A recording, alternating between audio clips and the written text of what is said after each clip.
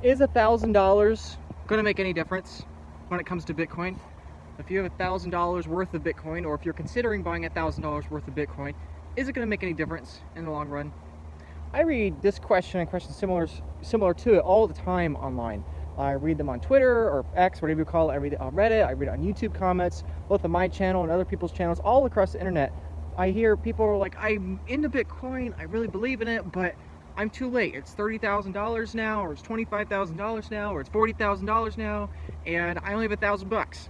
And I may not even be able to buy it all at once. I may have to spread it out and dollar cost average over many months to get up to that $1,000 allocation. Am I too late? And my message is that no, you're not too late. There's plenty of road ahead of you. There's plenty of pathway ahead of you, and I'm going to outline why.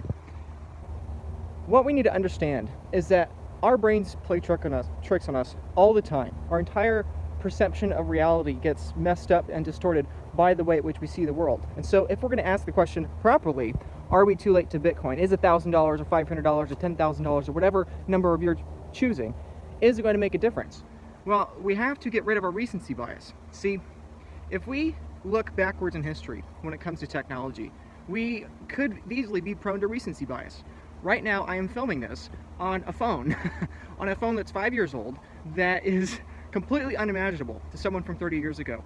And the technologies for someone 30 years ago were completely unimaginable to someone from 300 years ago, just a few generations before that. And we think, oh wow, 300 years is a long time, but again, that's recency bias. For thousands of years, 300 years would pass, and very little would change.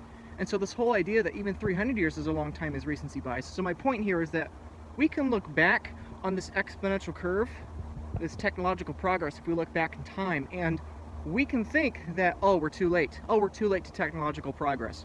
We've already had all this growth over the last few thousand years, and we've had so much growth the last century or two with the Industrial Revolution and now the information and computer age, that surely we're done with the growth, right? Well, my encouragement, my perspective when thinking about are you too late to Bitcoin is to reflect on the technological prosperity gains of the future and realize that if we are going to continue this exponential curve upwards, that we actually are extremely early. Even if we're well along into the timeline, so much of the growth that's ahead of us, it's inherently incomprehensible.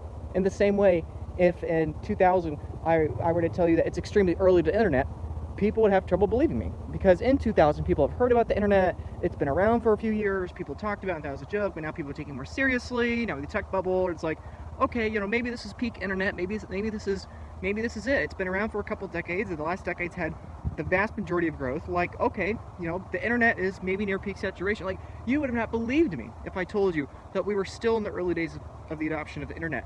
And likewise today, I would still say we're in the early days of adoption of the internet. And I am filming this in 2023, when Bitcoin is only $25,000, $26,000. I'm filming this in 2023, and I'm still saying that the internet is in relatively early days. Why? Because even though 60% of the world has adopted the internet, the other 40% are yet to use the internet. And in the same way that the majority of the growth that happened as a result of the Industrial Revolution did not begin until the majority of humans were using the railway system, were using the factories and innovations of the Industrial Revolution, it's the same thing with the internet. The majority of the innovations, the majority of the discoveries, and the majority of the incredible things yet to be invented atop the internet layer, atop of the internet, are probably ahead of us once the vast majority of people have adopted the internet. And so, backing up with Bitcoin, I would say the same thing here, that we are slowly marching forward in time here, day after day, week after week, year after year, and as we progress forward in the future, which is inevitable, there's a 100% chance we will move forward in time, not backwards, we have to keep in mind that the number of sats does not change.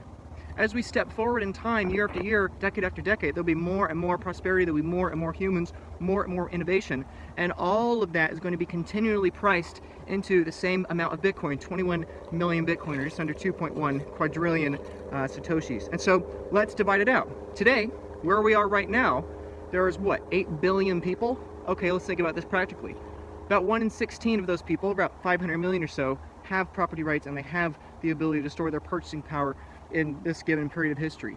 We are in this weird period of history where, because of our recency bias, because when we look back in time we think, wow, we're so advanced now, look at how dumb those people were back in those ancient days, look at how magnificent we are today. Well, you have to keep in mind, for every person like me that's spoiled and privileged and rich enough to be recording this on a phone and then delivering it to you via the internet rails, also watching this Sony device, it's like there's 15 people that don't have that.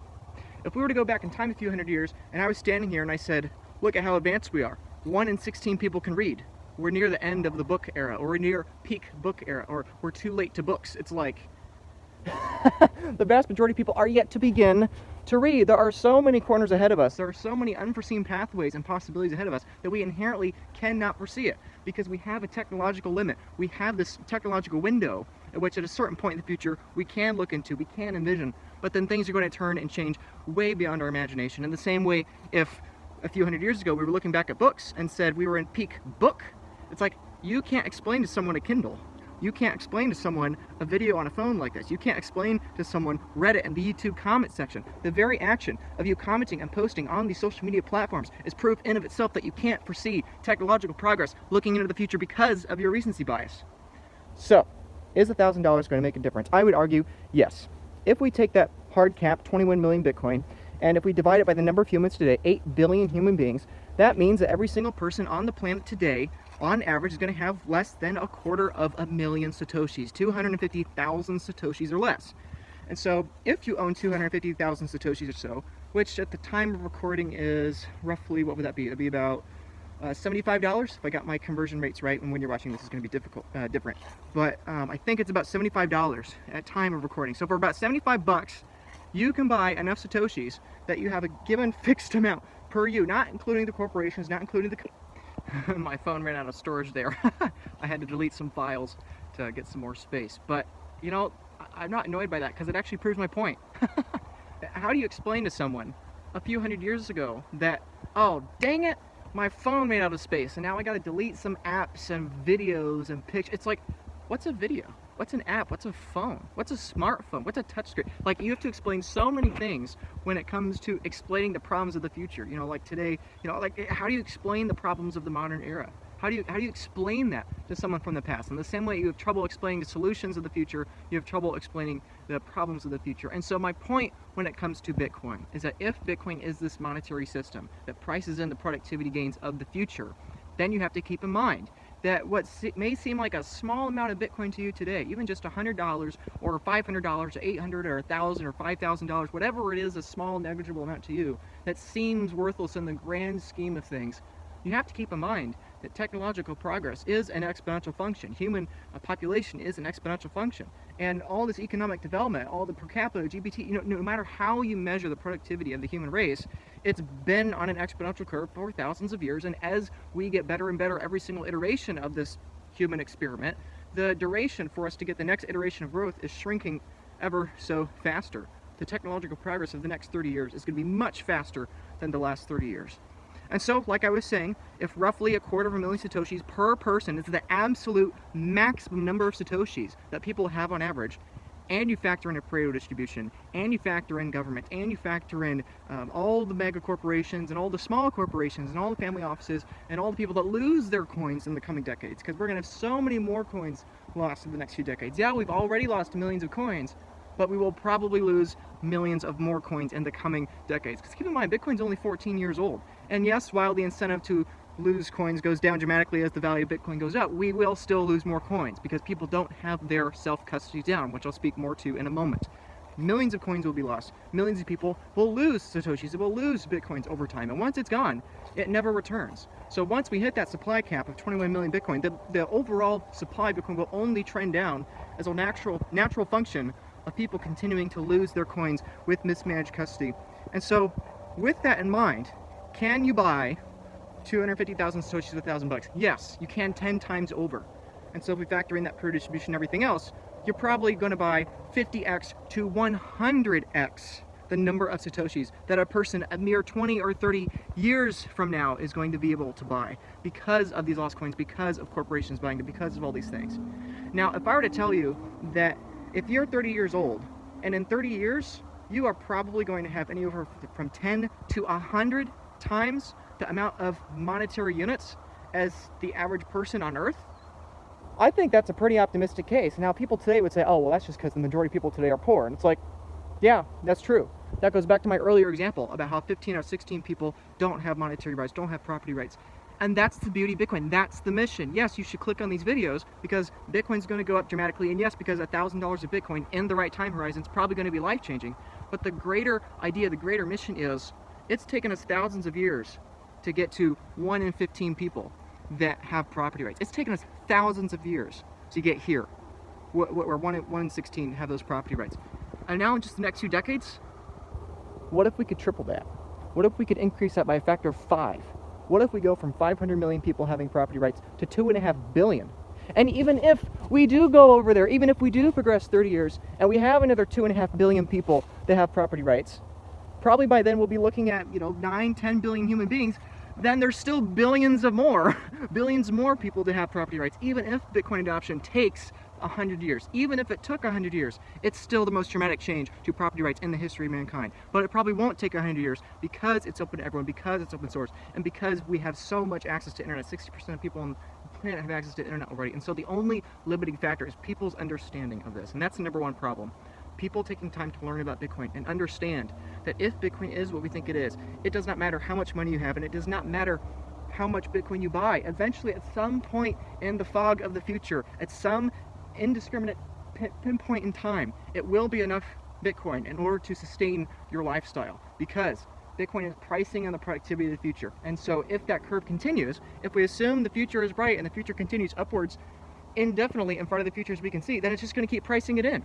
And so whether you own 10 Bitcoin, or 1 Bitcoin, or 1/10 of a Bitcoin, or 100th of a Bitcoin, or 1,000th of a Bitcoin, or a 1/100,000th of a Bitcoin, at some point in the future, it's going to be an absurdly large amount of money.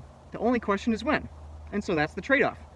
Is $1,000 a lot of Bitcoin? Yeah, definitely. If we're looking in the future, $1,000 of Bitcoin 100 years from now, or 500 years from now, or 110 years from now, is going to be a lot of money, and it's going to buy a lot more prosperity than we can even imagine today.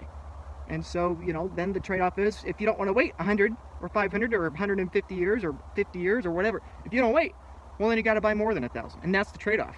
You could buy $10 worth of Bitcoin, and you're set if we're talking about down there. But if you want to be set over here, a little closer to the present, well, then you got to buy more than 1,000. So, to answer the question, is $1,000 enough of Bitcoin to get you rich? Yeah, absolutely. But at the same time, it depends what you want your quality of life to be, and it depends when you want it. The sooner you want it, the more Bitcoin you'll probably need to dollar cost average into. And it also should be said as we close here that you need to be thinking in 4-year cycles, because that's Bitcoin's cycle. If you're thinking about day trading, don't do it. That's dumb. Don't do it. That's dumb. Be very cautious. Think long term. That's the point of these videos. Get you thinking in terms of decades and centuries, not in weeks and months and quarters. So that's the first thing I encourage you to do. Understand Bitcoin and be thinking about Bitcoin in those terms.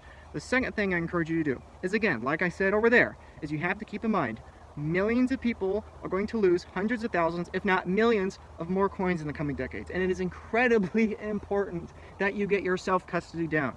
Do not leave your Bitcoin on exchanges. Do not do that. It is a ticking time bomb. You are going to lose it. You have it on a fractional reserve IOU that is facing exponential deflation ahead, which means that the probability of default is exponentially rising. In the same way that you should not buy bonds for that reason, in the same way that you should not keep your money in a bank for the probability of a bank run increasing exponentially, do not keep your Bitcoin on an exchange. Take them off, get them in self-custody. Learn about hot wallets, learn about cold wallets. And if you want to learn about multi-sig, I highly recommend you learn about multi-sig. I do work at the Bitcoin Advisor, where you could talk to me. You can schedule a consulting call in the description. I'll be more than happy to explain to you what a multi-sig vault is, why you should consider it, and how I would be able to help you in that process take self-sovereignty and take self-custody of your coins and keep them off exchanges so that you hold real Bitcoin and not fake Bitcoin. So if you want to learn more about the Bitcoin Advisor and you want to learn more about what it's like to have multi-sig, to have the trade-offs of that solution in comparison to hot wallets, cold wallets, single sig, then I highly encourage that you look at that link, or at the very least continue watching my videos or learning about it online, because this is really important.